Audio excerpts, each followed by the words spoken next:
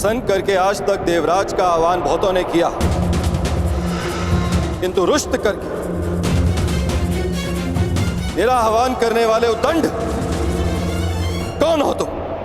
कर्ण, कर्ण, कर्ण, कर्ण। दिव्य दृष्टि से बाण शक्ति से जीते ये सारा रण, शांत चित्त धरे आत्मबल भरे जीते हर बार अगर, छूट ना पाए लक्ष्य हो चाहे सूक्ष्म सा छुपा होकर। राधे कर्ण।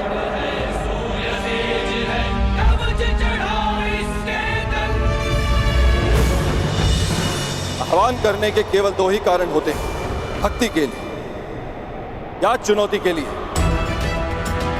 परंतु देवराज इंद्र को चुनौती देने के लिए तुम्हारी आयु बहुत कम है और तुम्हारी उदंडता देख तुम्हें भक्त समझना कठिन। भक्त तो मैं हूं देवराज, परंतु आपका नहीं, अपने गुरु का।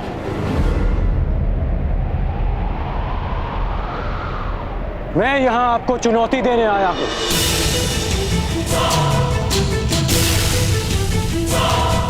मुझे देवराज इंद्र नहीं, उस अहंकार को जिसने देवराज इंद्र की मति हर ली है। देवराज इंद्र को चुनौती देने वाले बालक कहां से आए, मैं भी जानने का इच्छुक हूं। मुझे ललकारने वाले का कुल क्या है, जाति क्या है?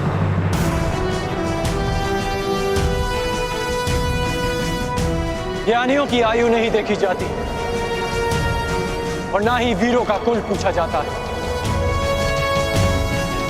वीरों का बाहुबल ही उनकी जाति होती है और शस्त्र ज्ञान उनका कुल। आप बस इतना समझ ले कि यह कर्ण अपने गुरु के आदेश पर आपसे सम्मान सहित ये निवेदन करने आया कि आप अपने मेघों को वर्षा करने का आदेश दें। तो तुम मुझे आदेश दे रहे, देवराज इंद्र को? स्मरण रहे,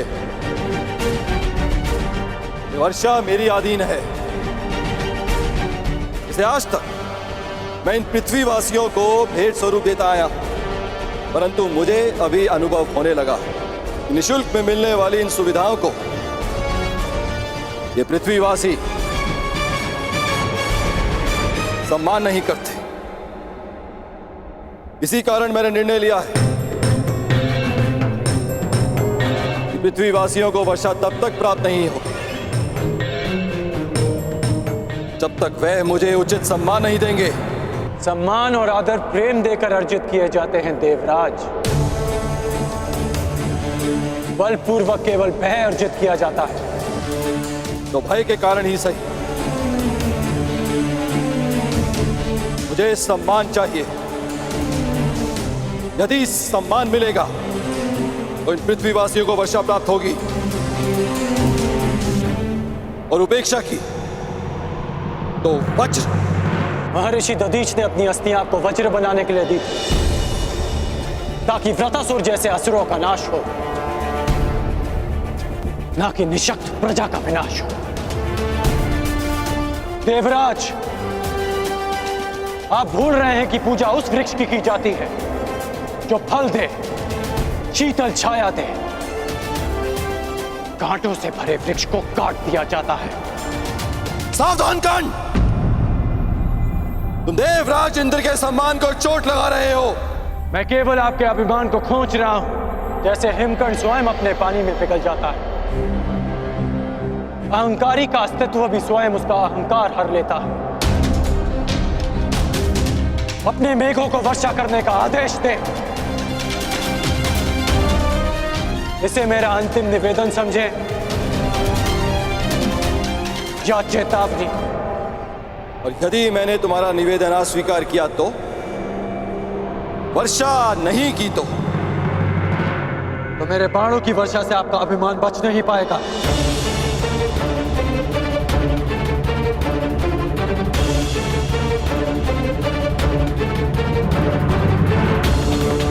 अज्ञानी बालक, एक इंद्रधनुष क्या बना लिया, देवराज इंद्र का आह्वान क्या कर लिया, तो समझने लगे कि तुम मुझे चुनौती दे सकते हो। 2 बाण क्या प्राप्त हो गए। तुम्हें प्रतीत होता है कि तुम वज्रधारी इंद्र का सामना करो। आपको वज्र दान में मिला है देवराज,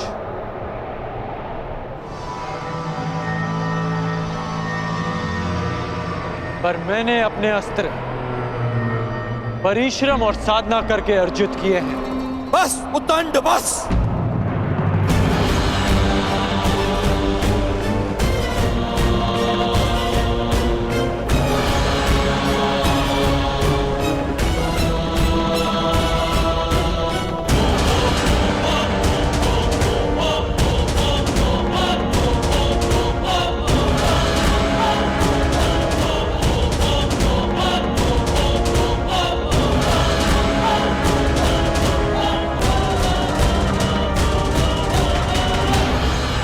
अंध अस्त्र के अंधकार को मिटाने के लिए प्रकाश पुंज चाहिए कर्ण।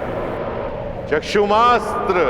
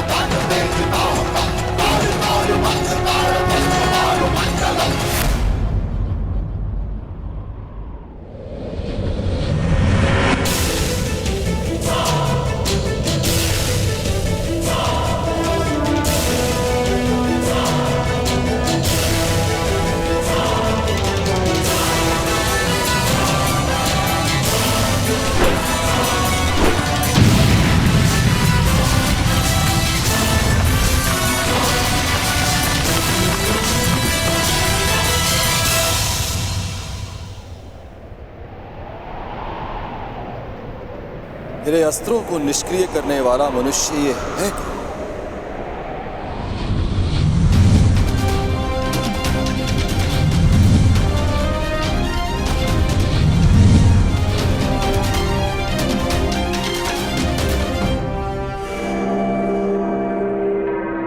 देवताओं को शक्ति मनुष्य की भक्ति से मिलती है, और जब देवता अहंकारी हो जाए तो मनुष्य को विरोध में खड़ा होना ही पड़ता है। और आज ये मनुष्य देवराज इंद्र पर ही इंद्रास्त्र का प्रयोग करेगा।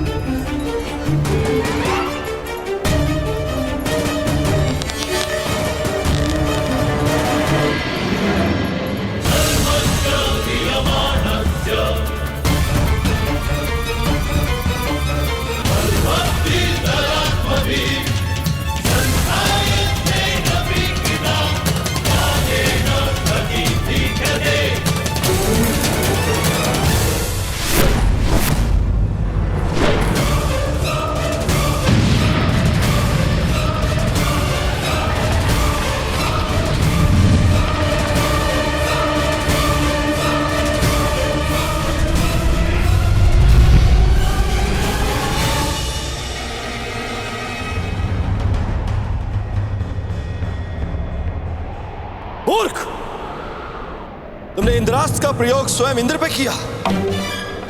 क्या तुम्हें स्मरण नहीं है कि मुझे अमरत्व मिला हुआ है, कि देव मर नहीं सकते? सुना तो मैंने भी है कि देव अमर होते हैं, तो सोचा क्यों ना आज इस कहानी की परीक्षा कर लें। आप अमर हैं इंद्र, मर नहीं सकते, लेकिन अमर होने के भी अपने दुख होते हैं।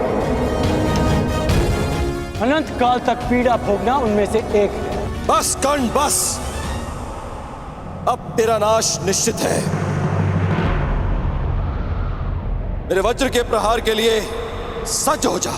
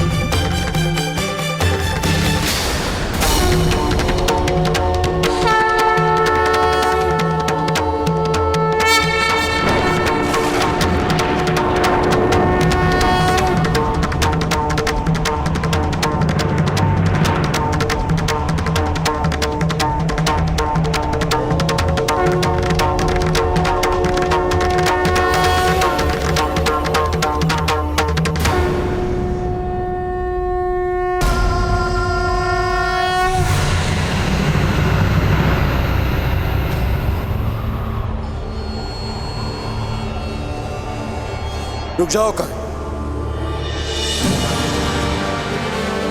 रुक जाओ।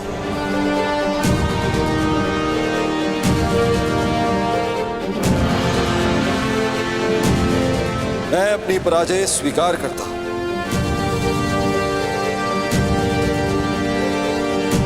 तुम्हें इस संभव अस्त्र को प्रयोग करने की आवश्यकता नहीं।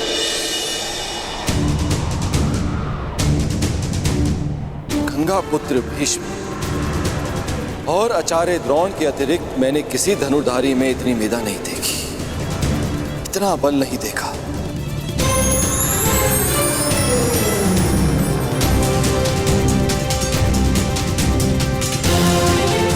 कौन हो तुम कर्ण? और कौन है वो जिसने तुम्हें इतना सक्षम बनाया? कौन है वो महागुरु? कौन है जिसके शिष्य हो तुम?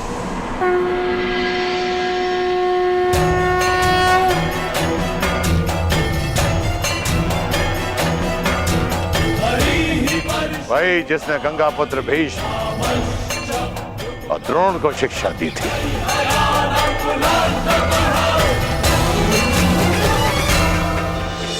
चारों दिशाओं को मैं साक्षी मानकर सगर्व कहता हूं, तुमसे श्रेष्ठ धनुर्धर कोई नहीं है इस संसार में। मैं घोषणा करता हूं, क्योंकि तुम जैसा धनुर्धर ना कभी जन्मा था, ना जन्मा है और ना ही कभी जन्मेगा। अर्जुन।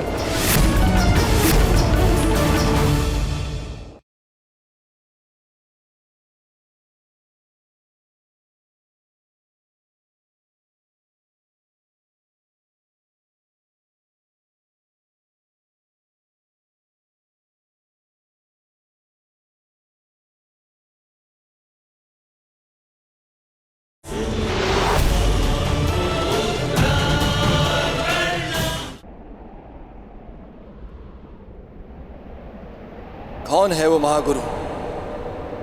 कौन है जिसके शिष्य हो तुम?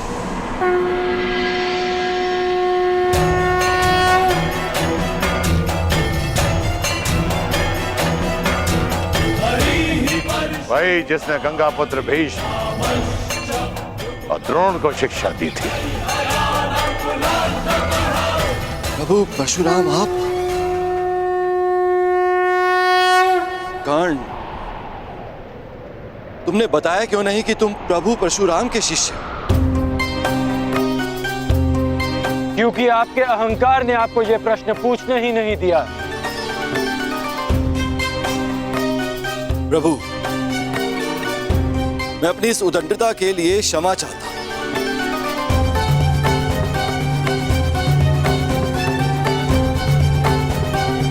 मेरे इस अहंकार ने मेरी मति को हर लिया था, जो मैं समझ नहीं पाया कि ऐसा प्रतिभावान योद्धा केवल आपका ही शिष्य हो सकता है। मैं क्षमा चाहता हूं, अर्थात मेघों को अभी वर्षा का आदेश देता।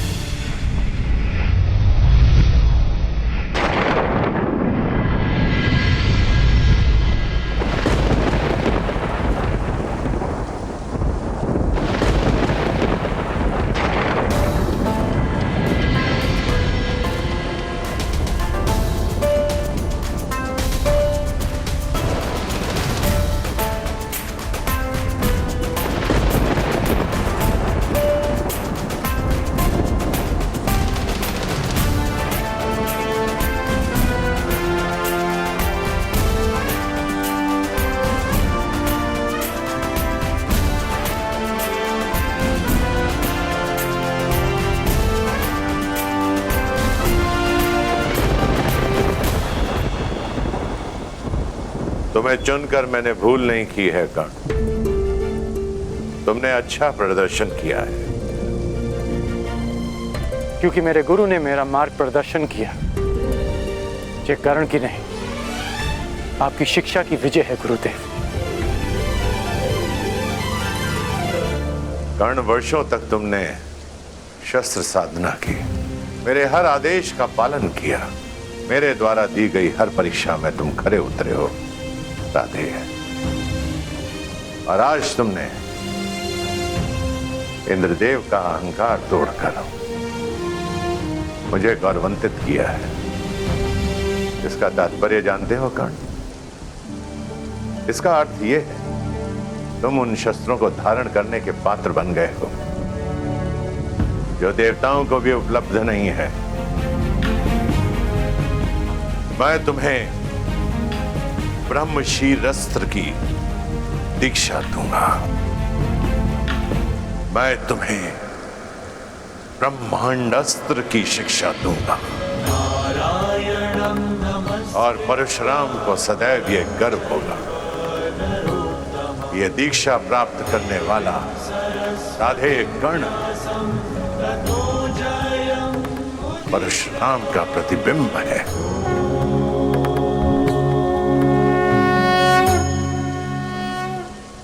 क्षत्रियों के गुणों से युक्त ये ब्राह्मण शिष्य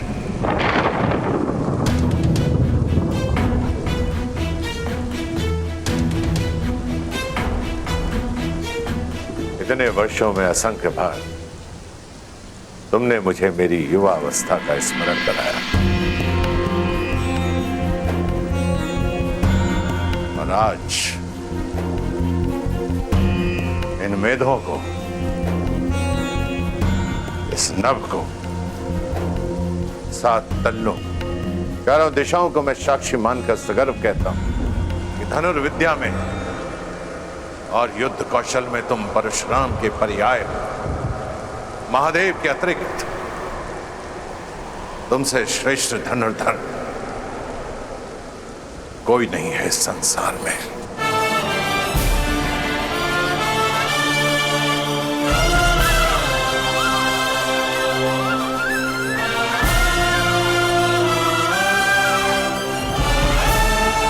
चिरायु भव कर्ण।